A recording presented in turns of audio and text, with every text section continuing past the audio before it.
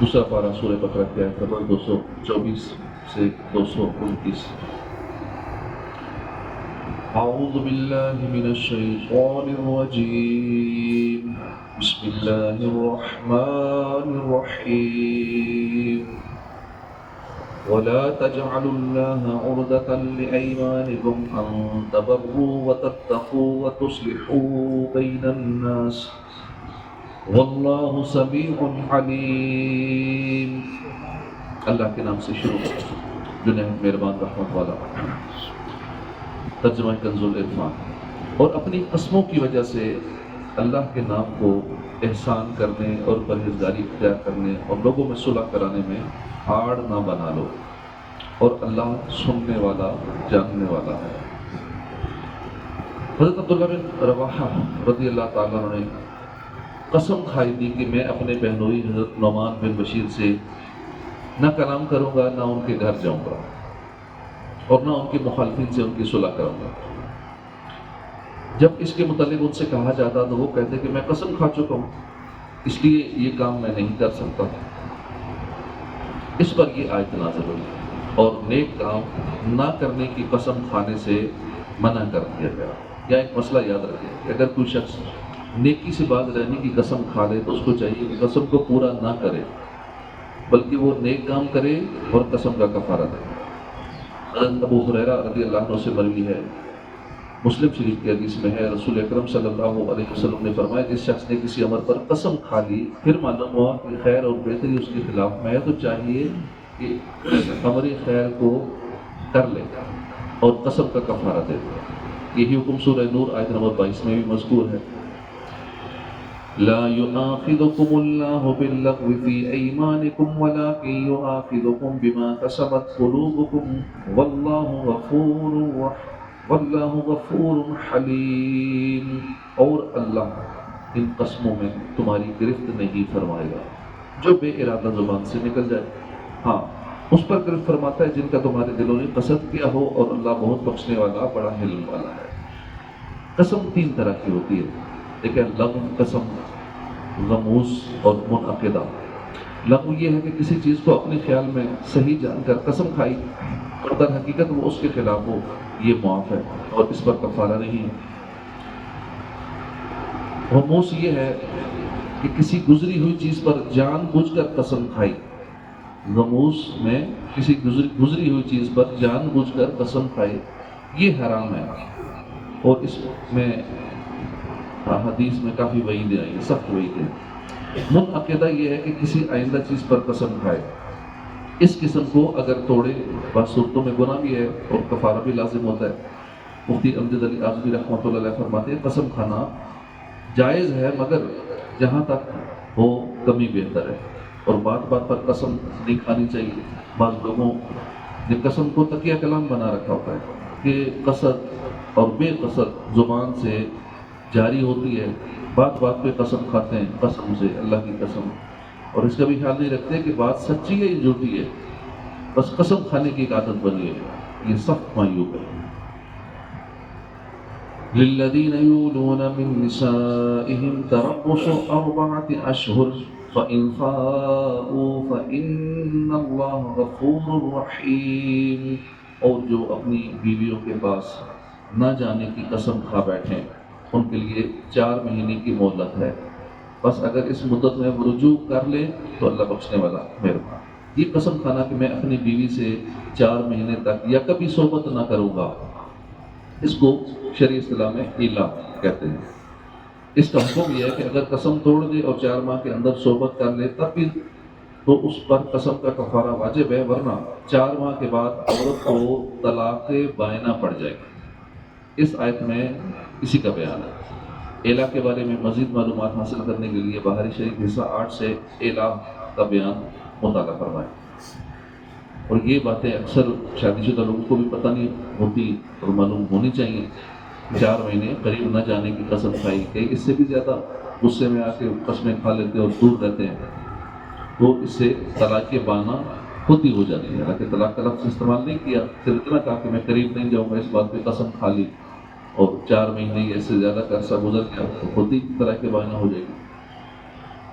وَإِنْ عَزَمُوا الطَّلَاقَ فَإِنَّ اللَّهَ سَمِيعٌ عَلِيمٌ، اور اگر وہ طلاق کا پختہ ارادہ کر لیں تو اللہ سننے والا جاننے والا ہے۔ زمانہ جاہلیت میں لوگوں کا یہ معمول تھا کہ اپنی عورتوں سے مال طلب کرتے، اگر وہ دینے سے انکار کرتی تو 1 سال 2 سال 3 سال یا اس سے بھی زیادہ عرصہ ان کے پاس نہ جانے اور صحبت ترک کرنے کی قسم کھا لیتے اور انہیں پریشانی میں چھوڑ دیتے۔ نہ تو وہ بیوہ ہوتی کہ کہیں اور اپنا ٹھکانہ کر لیتی، نہ شوہر دار کو شوہر سے کچھ سکون حاصل کرتی۔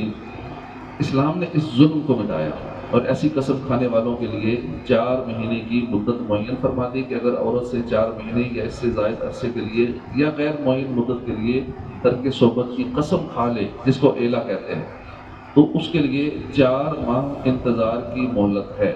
اس عرصے میں خوب سوچ لے، سمجھ لے کہ عورت کو چھوڑنا اس کے لیے بہتر ہے یا رکھنا۔ اگر رکھنا بہتر سمجھے اور اس مدت کے اندر رجوع کرے تو نکاح باقی رہے گا اور قسم کا کفارہ لازم ہوگا، اور اگر اس مدت میں رجوع نہ کیا، 4 مہینے گزر گئے، رجوع نہ کیا اور قسم نہ توڑی تو عورت نکاح سے باہر ہو گئی اور اس پر طلاق بائن واقع ہو گئی۔ یہ حکم بھی عورتوں پر اسلام کے احسانات میں سے ایک احسان اور حقوق نسواں کی پاسداری کی علامت ہے۔ والمطلقات يتربصن بأنفسهن ثلاثة قروء ولا يحل لهن أن يكتمن ما خلق الله في أرحامهن إن كن يؤمن بالله واليوم الآخر وبعولتهن أحق بردهن في ذلك إن أرادوا إصلاحا ولهن مثل الذي عليهن بالمعروف وَلِلرِّجَالِ عَلَيْهِنَّ دَرَجَةٌ وَاللَّهُ عَزِيزٌ حَكِيمٌ۔ اور طلاق والی عورتیں اپنی جانوں کو 3 حیض تک روکے رکھیں اور انہیں حلال نہیں کہ اس کو چھپائیں جو اللہ نے ان کے پیٹ میں پیدا کیا، اگر اللہ اور قیامت پر ایمان رکھتے ہیں، اور ان کے شوہر اس مدت کے اندر انہیں پھیر لینے کا حق رکھتے ہیں اگر وہ اصلاح کا ارادہ رکھتے ہوں۔ اور عورتوں کے لیے بھی مردوں پر شریعت کے مطابق ایسے ہی حق ہے جیسا ان کا عورتوں پر ہے، اور مردوں کو ان پر فضیلت حاصل ہے، اللہ غالب حکمت والا ہے۔ اس آیت میں متعلقہ عورتوں کی عدت کا بیان ہے۔ جن عورتوں کو ان کے شوہروں نے طلاق دی، اگر وہ شوہر کے پاس نہ گئی تھیں اور ان سے خلوت سیہ بھی نہ ہوئی تھی، جب تو ان پر طلاق کی عدت ہی نہیں ہے، جیسا کہ سورہ احزاب کی آیت 49 میں ہے۔ اور جن عورتوں کو کمسنی یا بڑھاپے کی وجہ سے حیض نہ آتا ہو، ان کی عدت 3 مہینے ہے، اور جو حاملہ ہوں ان کی عدت بچہ جننا ہے، جیسا کہ ان دونوں کی عدتوں کا بیان سورہ طلاق کی آیت 4 میں ہے۔ اور جس کا شوہر فوت ہو جائے، اگر وہ حاملہ ہو تو اس کی عدت بچہ جننا ہے، جیسا کہ اوپر بیان ہوا۔ اور اگر فوت شدہ کی بیوی حاملہ نہ ہو تو اس عورت کی عدت 4 ماہ 10 دن ہے، جیسا کہ سورہ بقرہ کی آیت نمبر 234 میں ہے۔ مذکورہ والا عورتوں کے علاوہ باقی جو آزاد عورتیں ہیں، یہاں ان کی عدت اور طلاق کا بیان ہے کہ ان کی عدت 3 حیض ہے۔ جس چیز کا چھپانا حلال نہیں وہ حمل اور حیض کا خون ہے۔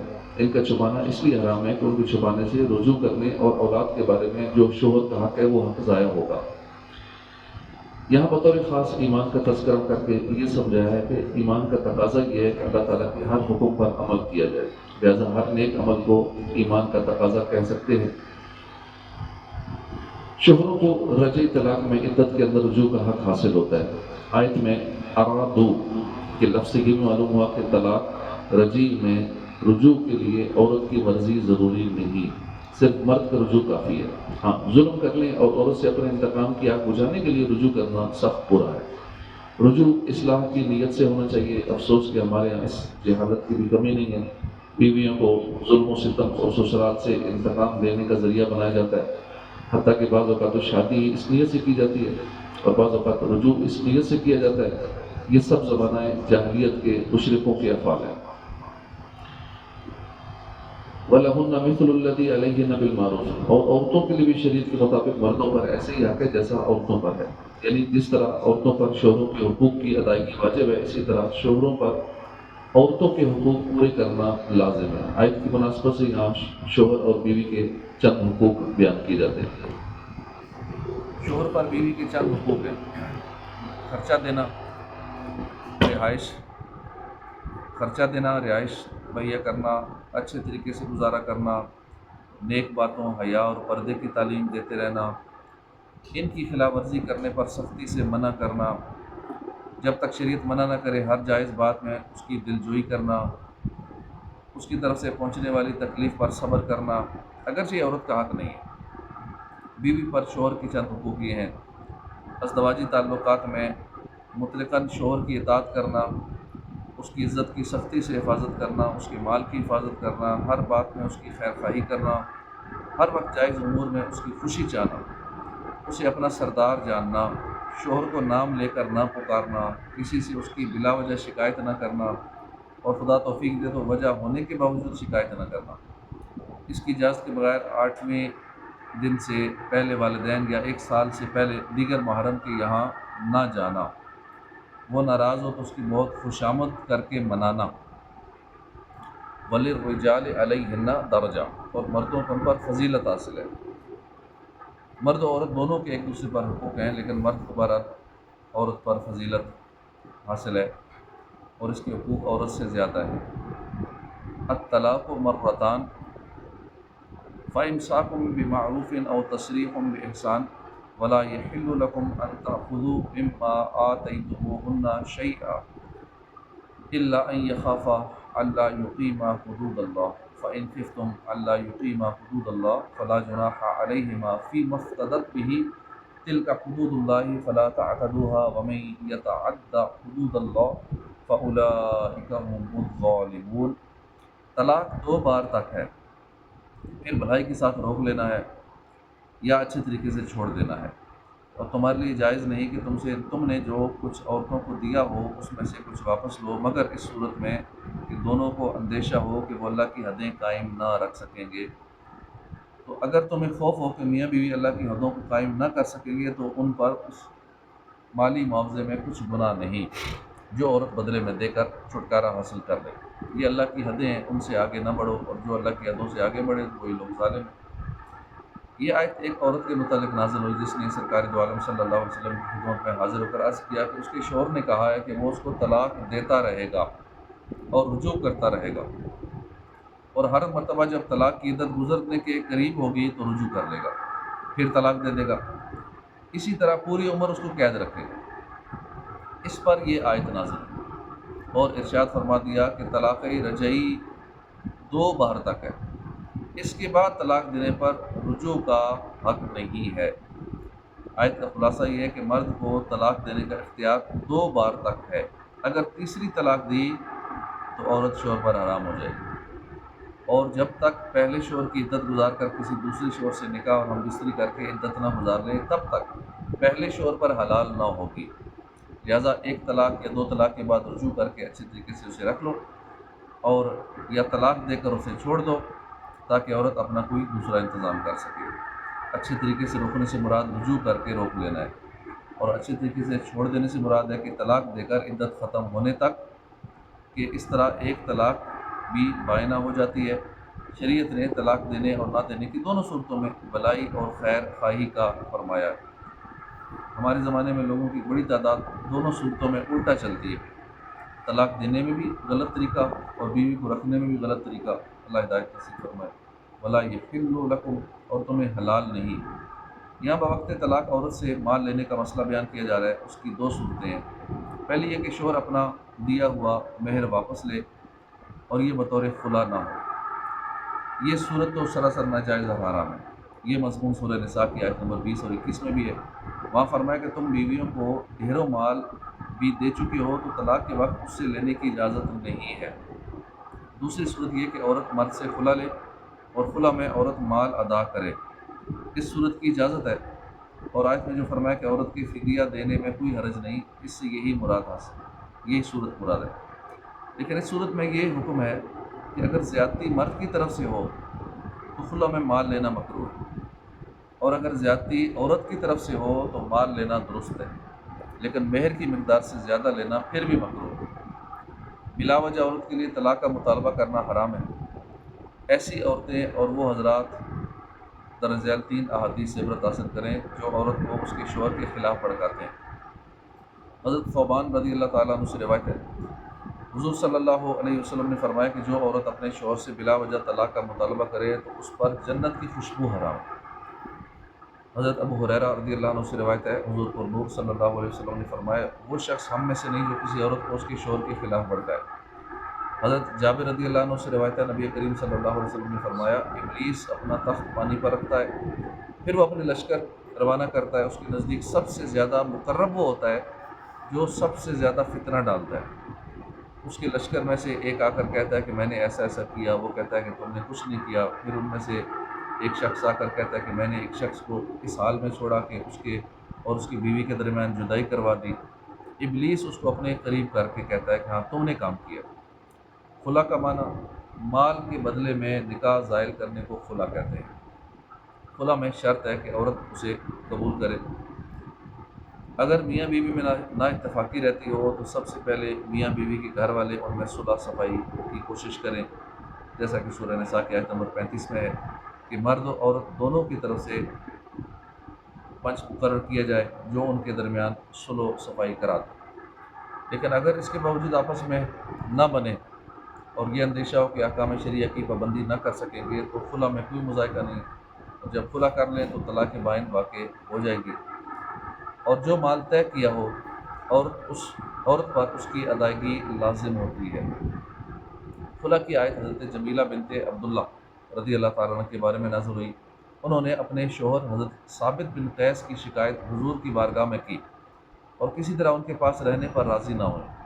تب حضرت ثابت نے کہا کہ میں نے ان کو اپنا ایک باغ دیا، اگر یہ میرے پاس رہنا گوارا نہیں کرتی اور مجھ سے علیحدگی چاہتی ہیں تو وہ باغ مجھے واپس کرے، میں ان کو آزاد کر دوں۔